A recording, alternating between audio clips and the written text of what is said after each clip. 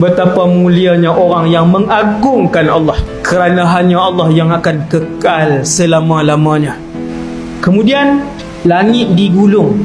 Tebal setiap langit 500 tahun perjalanan. Ada 7 lapis langit.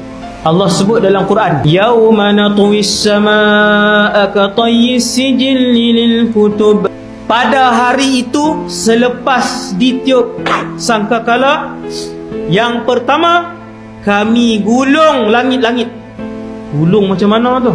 Ka tayyis sijilli lil kutub, seperti mana lembaran-lembaran digulung. Kemudian Allah pun arahkan Israfil untuk tiupkan sangkakala yang kedua. Yang ni lebih menampakkan dan menyedarkan kita semua tentang kuasa Allah Subhanahu wa ta'ala. Apa dia? Thumma nufikha fihi ukhra. Kemudian Allah menghidupkan Israfil. Unfukh ya Israfil. Tiup sangkakala kamu wahai Israfil. Malaikat Israfil pun tiup.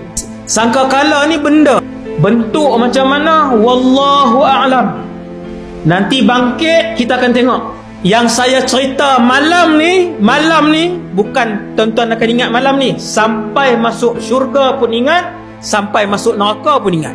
Duduk dalam syurga nanti, apa hak ilmu tuan-tuan ada dalam dunia ni, semua bawa pergi dalam syurga. Hak buat roti canai sampai dalam syurga, dia reti buat roti canai, tapi dia tak buat dah lah. Bidadari banyak, pekerja pun ramai, dia tak tebak lah. Maka ceramah hak malam ni hak saya sebut ni, sampai dalam syurga tuan-tuan akan ingat insya-Allah. Betul. Allah arah malaikat Israfil tiup.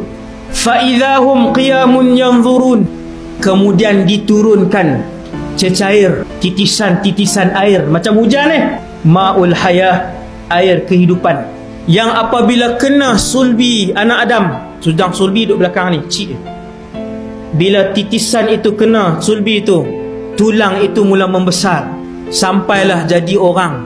Macam mana tuan-tuan malam ni, macam itulah tuan-tuan akan berdiri di padang mahsyar dengan rupa yang sama, warna kulit yang sama, berat badan yang sama, seperti yang disebutkan oleh Rasulullah sallallahu alaihi wasallam. Antara makhluk-makhluk yang paling awal akan bangkit selepas ditiupkan sangkakala yang kedua ialah mereka yang dikebumikan di perkuburan Baqi'. Tuan-tuan, ada orang cita-cita dia mati di Madinah. Mati, tuan-tuan, mati ialah satu benda yang tak boleh pilih. Sekaya apapun orang itu, semasyhur apapun orang itu, kalau dia mati dalam keadaan dia sujud, bermaksud itulah yang dipilih oleh Allah. Dia tak boleh munafik. Mati ni dia tak boleh munafik. Kita kata orang dia baca Quran, betul meninggal, kita kata munafik dia ni, semua orang kenal dia. Tak boleh, kan? Baca Quran 8 jam, kalau Allah Ta'ala kata dia meninggal pukul lain, jam lain, dia meninggal jam lain. Kerana mati itu Allah yang pilih. Sebab tu Nabi ajang Allah makhtim lana bihusnil khatimah. Makhluk pertama bangkit namanya Muhammad sallallahu alaihi wasallam. Kemudian penduduk Baqi' akan mula bangkit. Sayyidina Abu Bakar, Umar confirm Nabi bangkit, Sayyidina Abu Bakar dengan Umar pun bangkit. Nabi kata waktu aku bangkit, bangun itu aku melihat ke atas dan aku melihat Musa sedang berdiri, baru duduk tengah berdiri. Nampak? Betul, kita-kita ni ustaz semua bangkit. Bukan bangun pelan-pelan tuan-tuan. Fa idahum qiyamun yanzurun, melompat bangun. Daripada baring tu melompat bangun je. Selepas itu melihat kanan ke kiri, depan dan belakang. Ni apa dia? Aku tanya.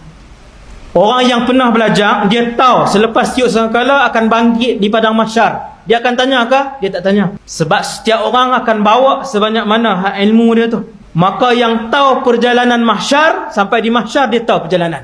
Cuma mulia ataupun hina dia, yang tu bukan berdasarkan ilmu, yang tu berdasarkan ibadat dia. Cuma dia tahu perjalanan, saat lagi nak berjalan, saat lagi kita nak pergi sana. Kemudian macam ni, yang tuan-tuan akan dengar ni saat lagi ni.